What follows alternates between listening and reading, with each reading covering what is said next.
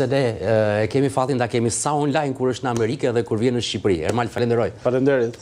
Ndoqëm një kronik të asaj që e kemi quajtur vala e sulmeve dita e 10. Pra, flisnim për paqe, për bisedime mbi atë memorandumin e mirëkuptimit që u firmos mes Iranit edhe Shteteve të Bashkuara të Amerikës, por jemi në një fazë të re lufte që zyrtarisht askush nuk e thot. Ku po shkojmë me Iranin se bashkë kemi folur pafundësisht. Eksakt, që është takimi radhës, dhe mendoj që do kemi takime të shpeshta gjatë këtij viti, sepse është një situatë që domethënë në opinionet e mia të mëparshme që pak a shumë koha i ka vërtetuar, domethënë ka treguar që kjo është një situatë shumë fluide, shumë vështirë që të arrihet në një, le të themi, marrëveshje, anëpushimi ose paqe, edhe domethënë edhe kjo, le të themi, luftë ka krijuar një lloj dinamike që ato, le të themi, përplasjet armatosura thjesht japin jetën benzinë zjarrit gjithkohon edhe bëjnë më të vështirë ndalimin e gjës. Kështu që pavarësisht se u shkruaj një marrëveshje anëpushimi më parë, por prapë koha tregoi që nuk i rezistoi dot testit kohës, dhe si e tillë ishte jo relevante. Pra po diskutohej një marrëveshje tjetër anëpushimi. Negociatorët janë të njëjtit, Pakistani, por do të arrin palët apo jo mbetet për tu parë? Po mbetet për tu parë, le të themi këto eksperjenca këtyre muajve të fundit të bën që të jesh skeptik, sepse ka patur edhe ujdia për marrëveshje të tjera më herë, ka patur palët ka qenë gjithmonë thuaj afër i marrëveshje, pastaj edhe kur ka prevaluar lufta. Finalizuar marrëveshja, prapë ajo prishje për punë ditësh, pra ka prevaluar lufta. Edhe s'ka asnjë, le të themi, zhvillim në terren që të sugjeroj që këtë herë mbase palët arrin vërtet që jo thjesht në shkruaj marrëveshjen, po dhe ta zbatojnë atë. Sepse ajo është më e rëndësishmja, kur e arrin dhe kur duhet nisi zbatimi. Ti e ke parë këtë 10 ditë të nisjes së sulmeve amerikane dhe përgjigjes po ashtu të Iranit, drejt asaj që analiza dhe media ndërkombëtare po thot një përshkallëzim edhe më i madh, apo thjesht është një situatë që skenaret i le të hapur për më mbrapa? Çdo skenar është tavolinë. Është fakt që, le të themi, furnizimet e Ushtrisë Amerikane, po kështu edhe si nga ana logjistike, po kështu edhe nga arma, le të themi, e municioneve, po kështu edhe aseteve ushtarake janë të tillë që janë në rritje, në shritur prezencë atyre në rajon. Dhe kjo të bën, thjesht, le të themi, një prani e shtuar ushtarake në rajon, thjesht rrit më tepër stekën edhe bën më probabël që, le të themi, kjo përplasje fundit të vazhdojë. Ne kemi parasysh çdo gjë tavolin mund ndodhi ndonjë opsion që ndoshta arrin që ato, le të themi, kokët më të qeta nga dy palët arrin që të bëjnë një ujdi, po prapë eksperiencat tregojnë që sa do vullnet të mirë mund të kenë kështu faksione të ndryshme, prapë do kenë të vështirë që të bëjnë, le të themi, audiencët e brendshme, po kështu të jashtme, të ndajnë të njëjtin mendim. E vërtet, si ka prevaluar në historinë e konflikteve të mëparshme që ti njeh shumë mirë kjo edhe luftë, edhe bisedime dhe negociata? Është varianti më i mirë i mundshëm në konflikte të tilla të përmasave SBA-Iran? Jo, do të thosha që është varianti më i mirë i mundshëm, është një variant që për fat keq ndodh tipikisht, për shembull, edhe nëse shikojmë luftën e Vietnamit, le të themi, bisedimet e paqes zgjaten për një kohë të gjatë me vite të tëra, ndërkohë që kishte luftime në terren. Pra, domethënë kjo situatë që ka, le të themi, përplasje kinetike, luftime në terren, nga ana tjetër alternativa për paqe, domethënë për fat keq shkojnë bashkë me njëra tjetrën.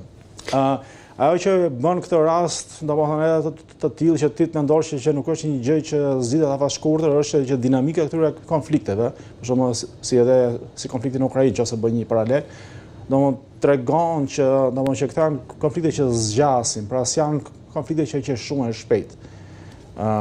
Edhe si të tilla, me siguri do jemi prapë këtu në fund vitit. Do flasim sërish për Iranin dhe i fazë të re në të cilin ndodhet.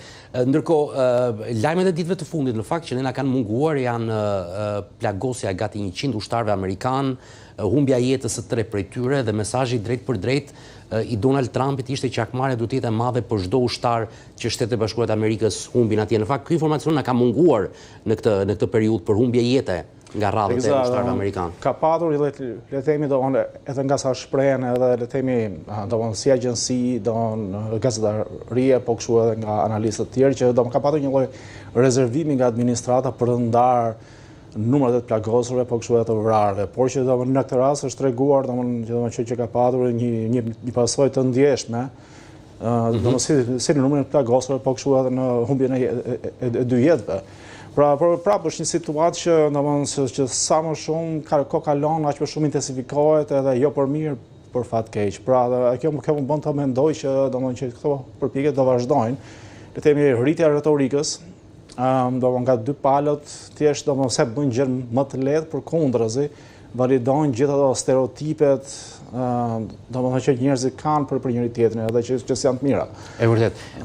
Deklaratat e Trumpit ne I kemi analizuar bashkë, të paktën që nga 28 shkurti kur nisën edhe sulmet e para amerikano-izraelite në Iran, por në këtë fazë paralajmërimet e tij për të goditur termocentralet, urat, goditi zonat atje ku prodhohen raketat e regjimit të Teheranit, pra janë thjesht deklarative apo planet mund të shkojnë edhe konkrete? Ky është një terren shumë sensitiv, ku po hecet. Le të themi, dhe më parë ka patur deklarime për sulme ndaj urave apo le të themi objekteve që mund përdoren edhe nga ushtria apo nga civilët. Vazhdimi I një retorike të tillë thjesht e bën më problematike edhe gjetjen e zgjidhjeve, sepse është kollaj që pala tjetër thotë që shko, ata se kanë seriozisht, ata duan të na zhdukin, kështu që ne do përgjigjemi njësoj. Pra është një situatë që s'të lë që ti të vazhdosh në mënyrë të qetë bisedime. Edhe thjesht sa e rritet agresionin apo le të themi acaron më tepër marrëdhëniet, qoftë edhe në nivel retorik. I bllokon le të themi kanalet e komunikimeve diplomatike për të dhënë një zgjidhje në tavulinë. Rrit kostë më tepër e bën më të vështirë. Po s'janë le të themi qëndrime të reja, ai këto lloj qëndrime që ka shprehur dhe më parë para disa E vërtetë është kjo. Ndërkohë, përveç ngushticës Hormuzit, ka një skenar tjetër që pritet të vihet në jetë, në anën tjetër, në atë që quhet gjiri I detit të Kuq, edhe që njihet si porta e Babel Mandebit në detin e Kuq. Janë Huthit në Yemen që janë gati dhe janë përgjigjur thirrjes së Iranit. Çdo të thotë nëse zbatohet edhe ky skenar.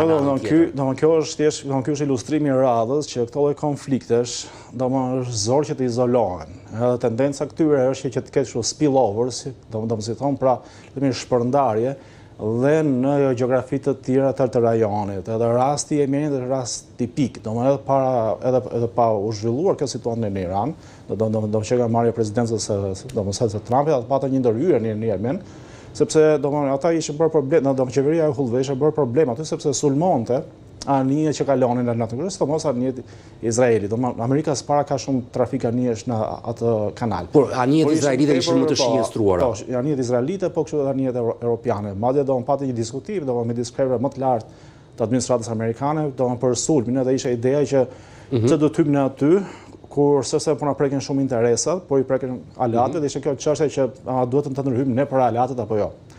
Dhe ata vendosin që ndërhyjnë, I goditën, edhe arritën në një lloj armpushimi pastaj me Yemenin. Edhe kjo ishte një ato sinjalet e para që Trumpi tha që unë trashëgova një situatë që ishte konfliktuale, por me aftësinë time e zgjidha.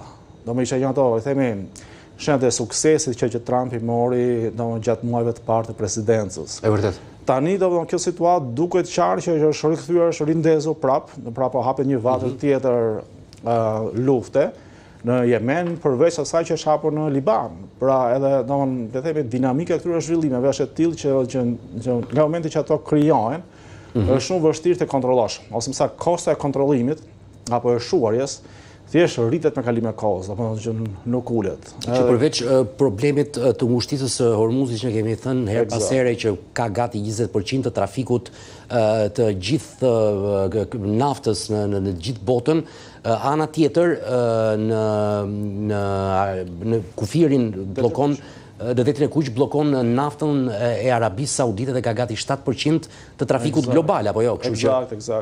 Por nuk është thjesht trafik nafte, domethënë dhe nga kushtesa e Hormuzit është një furnizim tjetër që s'para diskutohet shumë, por që është shumë real, që është furnizim me plerat kimike, domethënë që i duan çdo vendi për të vazhduar mbjelljen e sigurimit e ushqimit. Pra, edhe ideja më parë ka qenë se më tepër argumente ka qenë që nuk është thjesht çështja nafte dhe furnizimi i makinave apo industrive me naftë, domethënë edhe përdorimi i naftës është tmerrësisht i gjerë, domethënë s'ka thjesht të bëjmë me mbushjen e karbatorit të makinës. Po ishëm tepër domethënë që preken këto fertilizers, pra plerat kimike që kanë ndikim direkt në të gjithë botën. Prodhimet bujqësore, edhe ishte një situatë, domethënë që këta udhëheqësit evropianë, domethënë se Macroni ishte të shqetësuar sepse potenciali për të shkuar drejt një urie ishte i lartë. Kështu që le themi, krijimi një vatre tjetër që prapë kërcënon këtë lloj tregtie apo furnizimi, thjesht e bën domethënë ngre më tepër ose acaron më tepër situatën, e bën që të ketë një zgjerim që ndoshta është i panevojshëm, por që është real.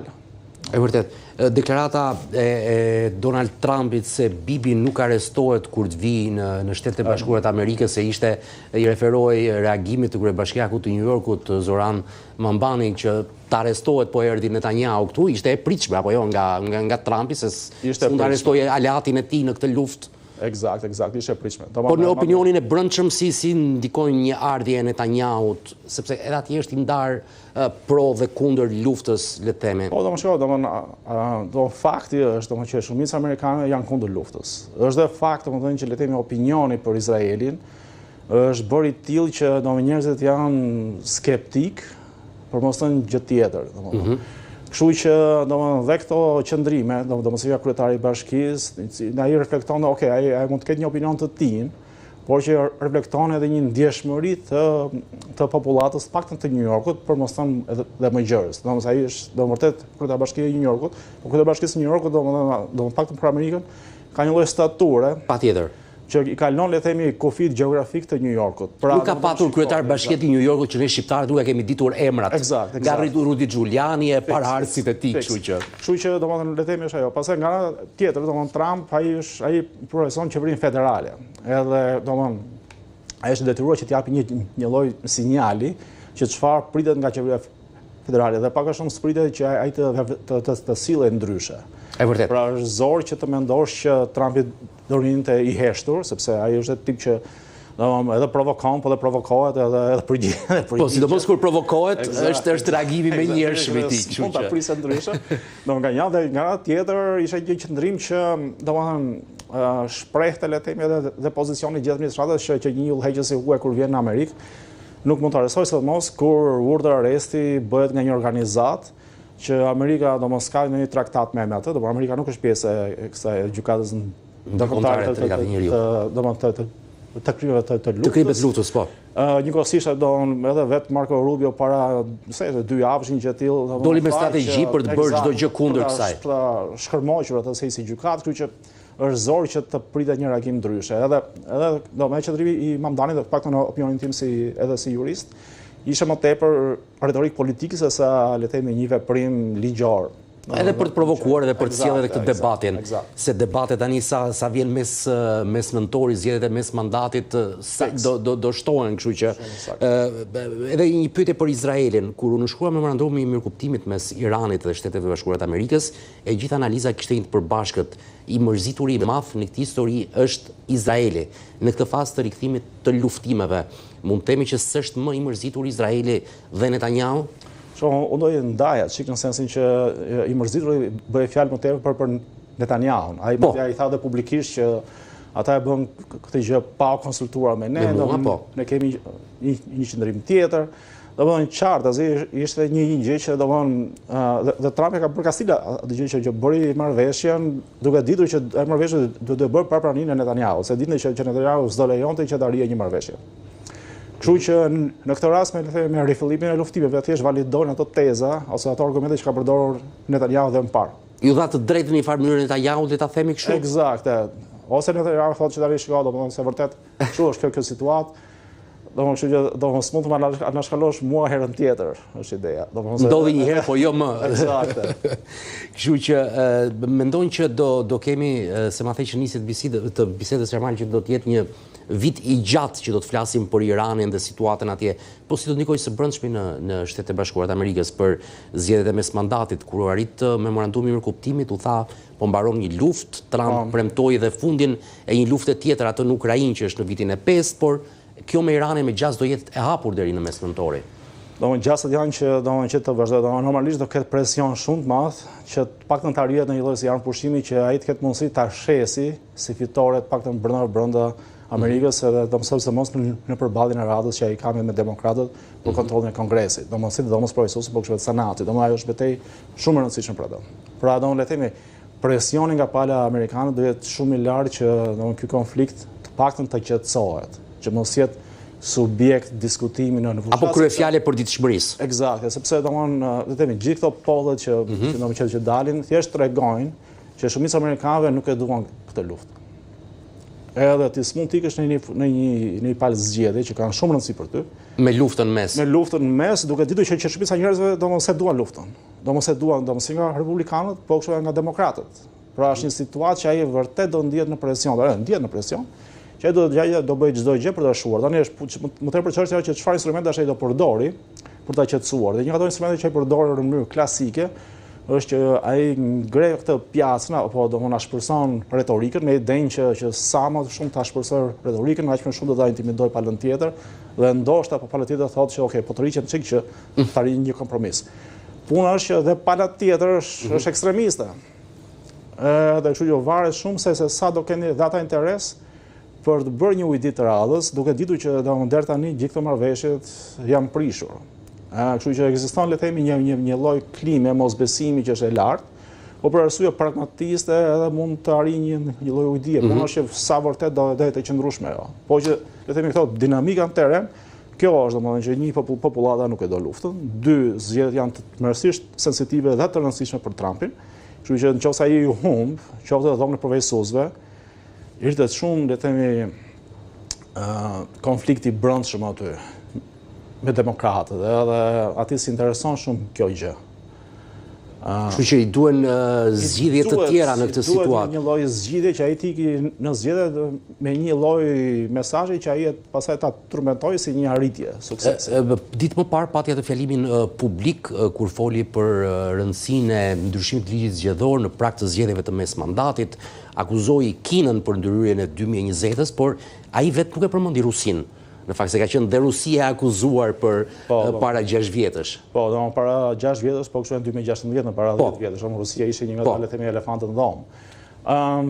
Domethënë që është shumë zor që të kuptosh vërtet se çka ka patur në mendje dhe sa reale është. Për shkak se le të themi ai bashkë me një pjesë të mirë të qeverisë ishin në Kinë para disa muajsh që arritën një sër marrëveshjesh me dhe pati një sër vlerësimesh për Xi Jinpingun. Edhe ishte një situatë që ti thoj, okay, ndoshta është një le të themi si fillim apo kapitull i ri i marrëdhënieve. Kështu që dalja prap e Trumpit edhe le të themi përdorimi i Kinës apo le të themi caktimi i Kinës si një agent që kishte luajtur rol në zgjedhjet, domethënë duket shumë çuditshëm çik, domethënë. Edhe domethënë smerret shumë vesh për çfarë ka bërë tamam atë gjë. Domethënë sepse aty domethënë është fakt që përdorimi i Kinës është bërë politika nga dy anë. Domethënë Kina është si thes boksi aty që dy palët kanë qef ti bien, por ama edhe janë pragmatist mjaftueshëm që do të bëjnë ujdi me Kinën. E vërtet. Kështu që le të themi këto luhatje, në opinionin tim është që do vazhdojnë, kështu nga një anë ata do mundojnë që të krijojnë ujdi me Kinën, për sa kohë ju intereson, nga tjetër nuk do hezitojnë që ta quajnë Kinën si armike apo si konkurrente në rastin më të mirë.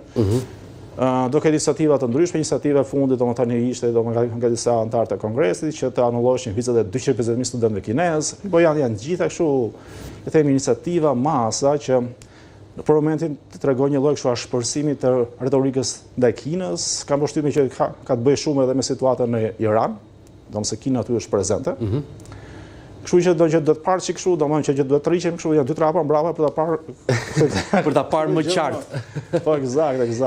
Kjo historia e luftës që nisi me Kanadan, po luftë tarifash, pabarazia për makinat, bulmetin, për alkoolin, 50% tarifat tregtare. Në fakt, Trump e ka patur kal beteje këtë çështjen e tarifave dhe muajin përpara, por me Kanadan ishte vërtet për shkak të tymit që erdhi nga zjarri dhe mbuloi gjithë Amerikën, apo strategji në këto muajt e para nëntorit? Është më tepër, unë e shoh, në qoftë se shikojmë veprimet e Trump, do që nga marrja e presidencës në janar 2025 deri tani, ai është që ai përdor gjithmonë tarifat si një mjet ndërshkues. Pra edhe kur ai bën një marrëveshje tregtare, do me thënë që ai ti ngjelet besnik marrëveshjes, ai kështu në një moment mund ta prishë atë edhe të imponojë tarifa më të larta. Edhe rasti Kanadës është klasik, domethënë me Kanadën ata kanë një marrëveshje tregtare që është negociuar nga vetë Trump edhe ekipi i tij. Para në qershor, këtij viti, para një muaji, gjatë mbledhjes së G7-s që u bën në Francë, ishte një pjesë e diskutimeve midis Trumpit edhe kryeministit kanadez. Ishte pikërisht për makinat edhe për tregtinë me Kinën që kishte Kanadaja, dhe Trumpi thoshte aty, të paktën nga çfarë raportua, që okay, që çdo gjë është okay.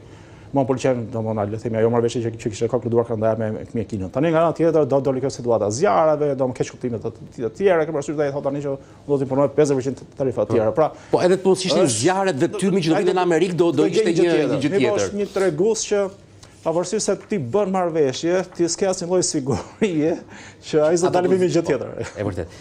Përgjigjja e Kanadas kush mund të jetë me vendosjen e tarifave 50% nga ana e Shteteve të Bashkuara të Amerikës? E njëjtë për mallra të tjera, apo unë kam përshtypjen që kjo është një lloj, le të themi, retorike apo sulmi me idenë që ai e shpërson retorikën, po synimi kryesor domosaj se ka të vendosja tarifës, po të negocimi i gjë tjetër. Pra, le të themi, pritshmëria është që ai thotë që unë do të bëj 50% tarifë, me idenë që ndoshta me kanadezët do bëjnë të negociojë diçka tjetër për gjë tjetër. Kështu që unë e shoh këtë më tepër kështu si një kërcënim të përkohshëm, sesa le të themi si një politikë të tregtare, sepse nuk ka shumë sens që ata t'i vënë 50% tarifa shtesë produkteve kanadeze. Ka efekte ekonomike të papara që ndikon tek këto dyja vende. Edhe si intereson asnjë palë. Po aty qëllimi është që Trump e palën tjetër, rrit kërcënimin Trump me idenë që okay, bëjmë një deal për një gjë tjetër. E vërtet. Pra ne do të kemi një verë, një korrik të mbetur edhe një gusht të plot me luftë edhe tregtare, tarifash, por edhe luftën reale, se në Iran po ndodh, në Ukrainë po ndodh po ashtu. Kështu të na shoqëroj, është bërë vera e disat që çështjet ndërkombëtare kanë qenë kryefjalë, apo jo? Eksakt. Madje ai që do shtoja kështu edhe kështu me gjysmë notë humori është që në ndryshim me Europën ose me vendin europianë që shumica e këtyre administratave punojnë se marrin pushime gjatë gushtit. Amerikës para gushti është muaj normal pune. Nuk pushojnë për shkak të historive që kanë ata. Besoj që të kemi në një dinamik tjetër, duhet verë nxehtë. Duhet verë nxehtë, jo vetëm me temperatura. Ermal Frashi, faleminderit shumë që ishe me mua në studio, kënaqësi si gjithmonë. Faleminderit, kënaqësi edhe për mua. Dhe të qëtojmë tek zhvillimet ndërkombëtare, Kina dhe Filipinat që janë përfshirë në një incident në det ku rojët bregdetare janë përfshirë në një zënkë me rrema dhe shkopim. Të dyja vendet kanë ngritur zërin me kritika, ndërsa kanë ndërhyrë edhe Amerika duke dënuar sjelljen e Pekinit. Një motoskaf i rojës bregdetare kineze dhe një gomone marinës filipinase u përplasën pranë ishujve Spratly